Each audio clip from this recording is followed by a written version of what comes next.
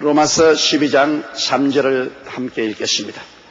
내게 주신 은혜로 말미암아 너희 중 각 사람에게 말하니 마땅히 생각할 그 이상의 생각을 품지 말고 오직 하나님께서 각 사람에게 나누어 주신 믿음의 분량대로 지혜롭게 생각하라.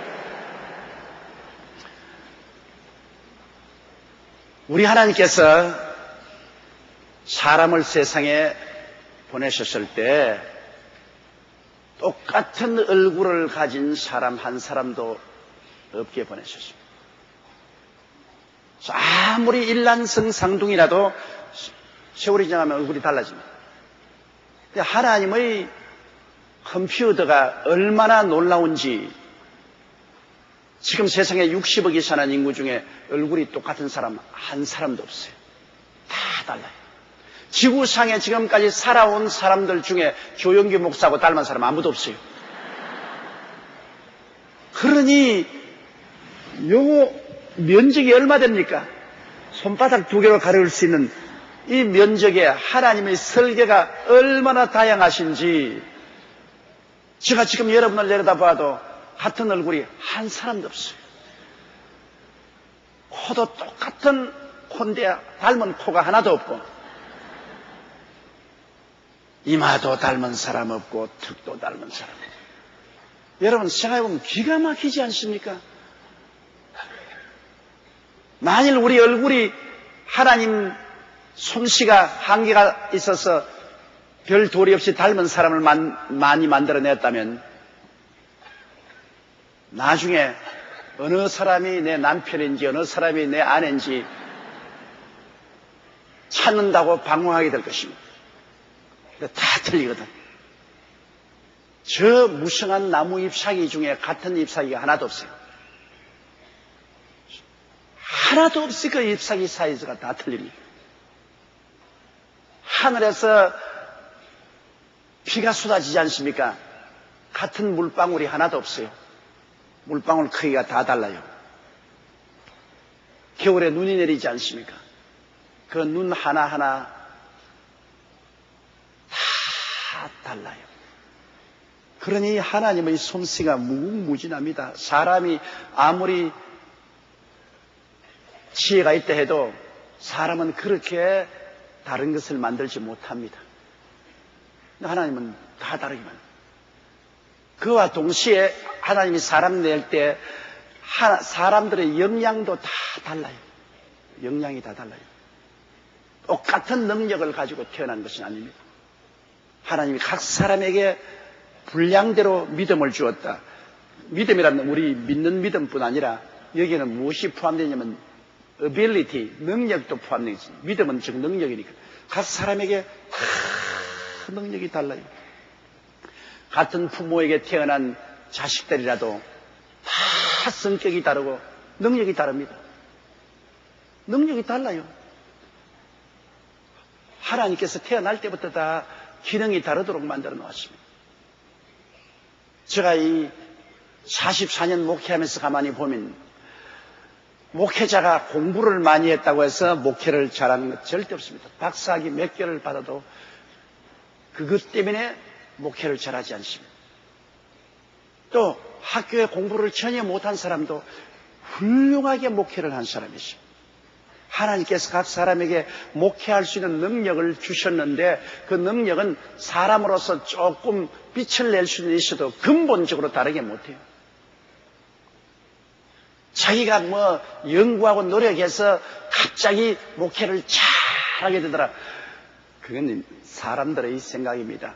원래 하나님이 능력을 주시는데 300명 목회할 수 있는 능력이 있는데도 불구하고 100명밖에 못 가진 사람을 그것을 잘 도와주어서 자기의 준 은사대로 300명 목회하도록 도와줄 수는 있어도 300명 이상 뛰어넘게 할 수는 없습니다.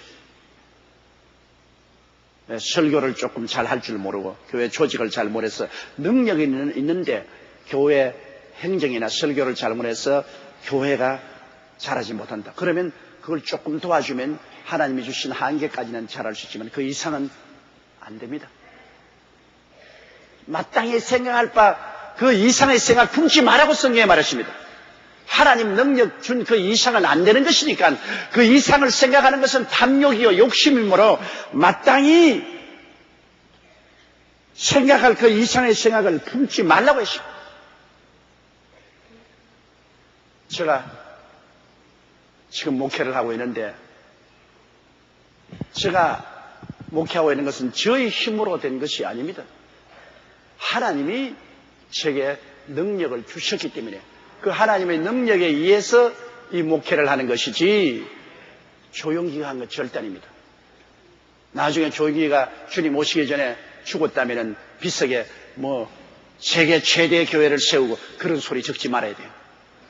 최대 교회를 내가 세운 적이 없어요. 하나님이 하셨지. 하나님이 능력을 주셔서 하나님 능력 때문에 한 것이지 제가 한 것은 아니에요. 그렇다고 해서 저 사람 겸손해서 저렇게 말하는 거다. 겸손할 게 따로 있지 실제로 못하는데 뭘 겸손이 뭐가 있어요. 실제로 제가 돌이켜 생각해 봐도 왜 이렇게 큰 교회가 됐는지 알 수가 없어요. 내 힘으로 안 했기 때문에 내가 알 수가 없다고. 어떻게 하다 보니 되었어요. 내가 옛날에 한경영 목사님이 가서 섭섭하게 느끼고 온 적이 있는데 한참 서대문에 있을 때 교회를 성장시켜야 되겠다 싶어서 한경영 목사님을 찾아갔어요. 정말 만나기가 힘들더라고요. 그래서 사정을 하고 그래서 한경영 목사님을 만나가지고서 한경영 목사님 어떻게 영락교회가 이렇게 큰 교회가 되었습니까? 어떻게 목회하면 큰 교회가 될 수 있습니까? 그렇게 물으니까 가만히 계시면 하다 보니까 그렇게 됐어요. 얼마나 섭섭한지 모르겠어요. 어떻게 비결을 좀 가르쳐 달라 그러니까 하다 보니까 그렇게 되었다 그럽니다. 그래서 내 속으로 이 영감님이 비결을 내게 안 가르쳐 주려고 자기만 큰 교회 가지고 나는 젊은 사람이니까 자기를 따라오지 못하게 하려고 비결을 안 가르쳐 주는구나. 너무나 야속하다. 그렇게 생각했습니다.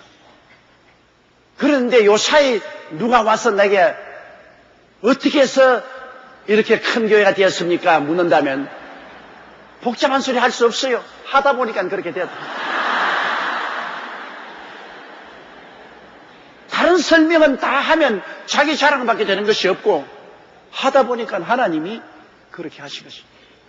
하나님이 능력, 그릇이 여러분 큰 그릇은 비가 오면 물이 많이 담길 것 당연한 이치 아닙니까? 조그마한 그릇은 비가 오면 물이 조금 담길 것 당연한 이치 아닙니까? 하늘에 비는 똑같이 내리지만은 그릇에 따라서 큰 그릇은 많은 물이 담기고 적은 그릇은 물이 적게 담기는데 그릇은 누가 만들었습니까? 토기장이가 만들었지 않습니까? 토기장이가 너는 큰 그릇으로 하라. 너는 적은 그릇으로 하라. 하나님은 토기장이 우리는 그릇인데 하나님이 사람 만들 때 이미 하나님께서 정해놓으시고 너는 큰 그릇 되라. 너는 적은 그릇 되라. 이렇게 만드시는데 어떻게 하란 말입니까? 큰 그릇에 때가 많이 묻고 흙이 들어가서 물이 많이 차지 못하면 그것 흙 소재내고 그래서 그만큼 물이 많이 들어오게 도와주는 것은 세미나도 하고 공부도 해서 가르칠 수 있는 것이요. 적은 그릇에 종이가 잔뜩 들어있으면 그 종이 끄집어내고 물이 좀 더 챙기게 하라.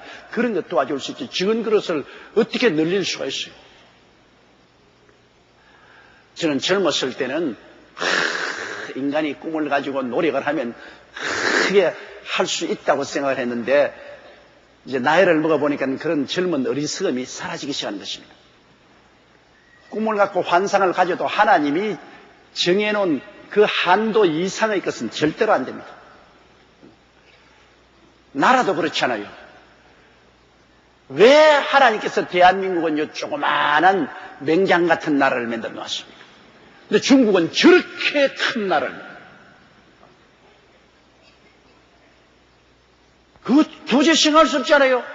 기왕이면 한국도 저 만주벌판 다 주시지 그래. 요 조그마한 맹장 같은 나라를 또 반동강이 나가지고서 이렇게. 왜 이렇습니까? 그 하나님 당신의 작정에 달린 것입니다. 하나님이 중국을 크게 만들어 놓으시고 한국은 거기에 달린 조그마한 맹장 같은 나라를 만들어 놓으시고 나라의 경계도 하나님이 정해 놓으셨습니다. 우리가 원한다고 되는 것은 아니죠. 이러므로 바울 선생께서는 하나님의 은혜를 받아서 이 지식을 깨달았다는 것입니다. 내게 주신 은혜로 말미암아 하나님이 바울 선생에 주신 깨달음으로 말미암아 너희 각종 사람에게 말하노니 마땅히 생각할 그 이 생각을 품지 마라. 분수에 넘치는 생각하지 마라. 분수에 맞도록 살아라. 시골에서 농사 짓는 분이 도시에 사는 사람 흉내를 낸다고 빚을 내서 고급 주택 짓고 고급 자동차 타고서 살려고 한다 합시다. 농촌에 있는 농사 지어서 들어오는 수입으로서는 그 주택비도 낼 수 없고 자동차비도 낼 수가 없습니다. 얼마 있으면 완전히 빈털터리가 되고 빚더미에 올라앉게 되는 것입니다. 왜? 자기의 분수를 뛰어넘었기 때문인 것입니다. 그러나 분수대로 주택을 짓고 경운기 사서 열심히 일하면 삼시세끼 때 배 굶지 않고 밥 먹고 따뜻하게 살 수 있습니다. 분수대로. 우리가 한국이 IMF를 맞은 이유는 88 올림픽 이후로 온 세계가 다 와가지고서 코리아 넘버원 올림픽을 하고 한강에 기적이 일어났다고 이러니까 붕 떠버렸어요. 정말 우리 한국 민족이. 물론 올림픽을 한 나라는 다릅니다. 세계 은행에서 가봐도 올림픽을 한 나라는 중위국 이상 상위국에 가까워야 올림픽을 하죠. 그러나 우리는 너무 붕 떠버렸습니다. 올림픽 한 나라, 한강의 기적을 이룬 나라. 그러니까 막 국민 전체가 붕 떠서 자기 분수를 잃어버렸어요. 분수를 해서 막 빚을 내가지라도 막 해외여행 가자까지. 해외여행을 가면 이젠 간이 배 밖에 나와가지고서 중국이나 동남아에 가서 100불짜리를 부채를 만들어서 술집에 가서 부채질을 하고 그 다음에는 팁을 던져가지고서 그 종업원들이 눈에 불 켜고 100불짜리 팁 잡겠다고 뛰도록 이런 지랄을 했단 말이에요. 그러니까 중국 같은 데 가서는 우리 한족들이 너무나 고국에서 온 사람들에게 멸시를 당하고 천대를 당하고 대한민국에 대해서 원한을 품도록 그렇게 만들어요. 그건 제가 해외에 다녀보기 때문에 알아요. 한국에 실제로 보면 잘 사느냐 잘 살지도 못합니다. 그걸 그냥 카드 빚을 1년 2년씩 내가지고서 그걸 가지고 막 서재끼는 겁니다. 그것만 해도 괜찮지. 여러분, 내가 해외여행 갈 때 우리 선교회에서 따라와가지고서 싹쓸이 하는 바람에 선교회원들 해외 못 따라오게 한 적이 있지 않습니까? 해외 선교 가가지고서 저희 선교회 따라왔다는 선교회원들이 그 자리에 모여서 선교사 돕기 위해서 돈 내라 하면 눈물 만치 내고 난 다음에는 나가가지고서는 상점에 가서는 싹쓸이 해버리거든요. 싹쓸이. 내가 알기도 우리 교회 권사님이나 집사님인데 자기 남편은 빚더미에 올라앉아 허리가 휘청하게 망하냐 흥하냐 하고 있는데 그 부인 가서 눈도 깜짝 안 하고 1000만원짜리 반지 사는 걸 내가 보았다. 내 눈으로 보았어요. 미쳤어. 완전히 미쳤지요. 지정신 가지고 그렇게 합니까? 지금 남편은 사업한테 죽는다 산다 하면서 하는데 우리 한국이 막 온통 다 분수를 뛰어넘어 완전히 미쳐버렸다고.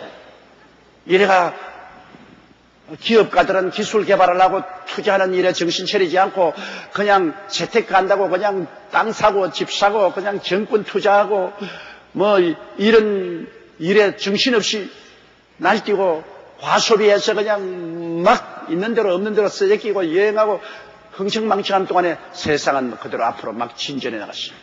나중에 정신을 번쩍 차려보니까 기업은 팔아먹을 것 하나도 없고 그동안 기술 개발 안 하고 투자 안 했으니까 팔아먹을 것 하나도 없고 다 국제시장에 뒤떨어지고 그리고 정신 차려보니까 전부 다 빚이 태산같이 돼 있고 IMA에서 IMF가 돼버리고 말한 것입니다.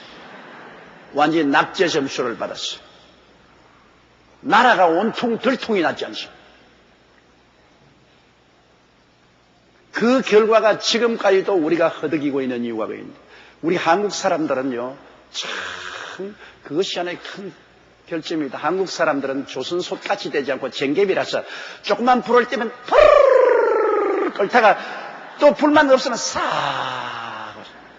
IMF가 왔다니까 또 전부 집집에 있던 금반지, 은반지 다 내놓고 장롱 속에 있는 거 다 내놓고 나라를 위해서 파르르 끓었다가 IMF 또 F가 이제 좀 괜찮다 그러니까 또 노세 젊어 노세 늙고 병들면 못 놀이라다고 또 화소리하고. 우리 민족은 극단적인 민족입니다. 중용을 택하지 않고 그냥 극단적으로 오른표로 가든지 극단적으로 왼표로 가든지 뭘 하더라도 죽기 아니면 살기야 그냥. 호화사치 낭비를 해도 죽기 아니면 살기로 하고, 그 다음 또 나중에 또 나라와 민족을 위해서 뭘 하락하면 뭐 죽기 아니면 살기로 다 내놓고. 이게 좀 중용지도를 지어야 돼요. 분수를 지켜야 돼요. 분수. 우리가 사는데 분수를 지킨다는 것이 얼마나 중요한지 몰라요. 자기 수입만큼 쓰라는 것입니다. 많이 벌거든 많이 써도 괜찮아요. 적게 벌면 또 적게 써야 돼요. 그리고 또 우리 국가도 많이 열심히 일해서 많이 번 사람 얼마인지 쓰도록 해줘야 돼요. 열심히 일해서 많이 번 사람 호화주택도 지지 마라, 좋은 차도 쓰지 마라, 좋은 음식도 먹지 마라. 그래가지고서 막 약간하면 사찰을 따라다니는데, 우리 대한민국은 옛날부터 지금까지 사찰왕국입니다. 사찰왕국. 전화도 도청 사찰한다. 그러니 뭐 전화 한번 마음 놓고 걸 수가 없어요. 왜 우리 한국의 핸드폰을 그렇게 많이 바꾼지 압니까? 사찰당하니까 한 몇 달 쓰다가 또 때리 바꿔버리고 몇 달 쓰다가 또 바꾸고. 사찰왕국. 기업 사는데도 계속 사찰하고 일거수일투 사찰하니까 전부 사찰 노이로제에 걸렸어요. 사찰 노이로제에 걸렸어요. 이러한 상황 속에서 누가 사업을 하고 싶습니까? 돈 벌고 싶습니까? 돈을 좀 벌어도 한국에서 쓰지 못하니까 이걸 가지고서 저 외국에 가서 주택을 사고 외국에 가서 흠집만 써버립니다. 돈 있는 사람 한국에서 쓰게 해야 돈 없는 사람 먹고 삽니다. 여러분 그거 알아야 돼요. 돈 없는 사람은 돈 있는 사람이 돈을 써야 먹고 살아요. 돈 있는 사람이 자꾸 물건 사줘야 돈 없는 사람 물건 팔아먹고 살고, 음식도 많이 먹어줘야 음식점에서 먹고 살고, 집도 자꾸 지어야 건축도 하고 살고. 돈 있는 사람에게서 돈이 흘러내려와야 돼요. 돈을 다 잘 벌었냐? 능력이 다르기 때문에 다 잘 벌지 못해요, 여러분. 국민 전체가 다 돈을 잘 벌 수 있는 능력이 있지 않아요. 국민의 어느 정도 퍼센테이지가 능력이 있어 돈을 많이 벌어요. 벌거들랑 그것을 다른 나라에 가 쓰지 말고 우리나라에서 왕창 쓰게 해야 돼요. 돈 번 사람 잘 먹고 잘 입고 잘 살려고 벌지 않아요. 그럼 잘 먹고 잘 입고 잘 살려고 내버려 놔야 돼요. 옷도 자꾸 사도 내버려 놔야 돼요. 그래야 옷 맺는 사람이 돈 벌고 살지. 그 잘 번 사람의 돈이 밑으로 흘러가도록 만들어줘야 돼요. 그걸 내리 쥐어받고 그냥 돈 잘 버는 사람, 너 돈 쓰면 막 세무사찰한다 이놈아 두고 보자 사찰하면 그 사람들 돈을 한국에서 안 쓰고 그 돈을 전부 다 뒤로 빼돌려가 어떻게 하든지 외국으로 빼돌려가지고서 외국에서 서니 외국 사람들이 그 돈 받아서 잘 살게 되고 우린 오히려 못 살게 돼요. 민주주의 사회라는 것은, 자본주의 사회라는 것은 자기가 능력이 있어 돈 많이 벌면 자기 분수대로 서도록 내버려 놔야 돼요. 그래야 분수가 낮고 능력이 없어 돈 좀 못 버는 사람도 거기에서 흘러나오는 것 먹고 살아야 돼요. 큰 저택 지으면 공사한다고 돈 벌죠. 정원 가꾼다고 또 거기서 고용되죠. 집안일 본다고 또 고용되죠. 고용 창출할 수 있죠. 이게 자본주의 사회입니다, 여러분. 공산주의가 아니고. 다 공평하게, 똑같이 공평하게가 공산주의인데, 여러분, 그게 안 되는 이유가 얼굴이 다 다른데 어떻게 공평해요? 그럼 공평하자 하면 아예 막 끈을 가지고 와서 얼굴부터 싹싹 깎아가지고서 그냥 전부 다 공평하게 만들어야지. 왜 미인은 있고, 안 미인도 있고, 고운 사람도 있고, 안 고운 사람도 있습니까? 아예 공평하게 하려면 얼굴부터 다 공평하게 해야 돼. 옷도 다 공평하게 입히고. 하나님이 원래 인생을 만들 때 공평하게 만들어 놓지 않았습니다. 능력을 많이 준 사람도 있고 능력을 적게 준 사람도 있어. 능력을 많이 준 사람은 많은 역사를 해서 능력이 적은 사람에게 먹도록 흘러가도록 그렇게 해야 되는 것입니다. 우리 교회는 하나님이 크잖아요. 여러분, 우리 교회가 크기 때문에 우리 교회에서 크다고 우리 교회에서 흥청망청합니까? 사실 교회당 건물 보면 최근에 짓는 교회 건물보다도 우리는 아주 거지 같은 건물입니다. 우리 교회 치장 안 해요. 요 사이 새로 짓는 교회들 대리석을 그냥 내리 칠갑을 하고 얼마나 잘 짓습니까? 우리는 아주 평범하게 건물만 컸지요. 그러나 우리는 우리의 돈을 우리 위해서 쓰고 싶으면 그렇게 할 수 있어요. 그러지 않고 온 천하 만국의 선교사를 보내어서 선교사. 해외 한번 나가봤어요. 어려웠어요. 우리 순복음교회 선교사 안 나간 데 있는가. 그리고 한국 내에서도 100개의 교회를 지금 우리가 111개인가 교회를 세웠는데 앞으로도 매년마다 100개 이상씩 교회를 세워나가는데 교회가 크지 않으면 그렇게 할 수가 없어요. 내 교회도 못 돌보는데 어떻게 그렇게 해요? 거기에다가 라디오 방송, 텔레비전 방송, 서적 출판, 국민일보 신문으로서 복음 실은 신문 하지요. 대학 경영하지요. 이런 것은 능력을 하나님이 많이 주었기 때문에 그 능력이 흘러나가서 수많은 사람이 그거를 통해서 이익을 보게 되는 것입니다.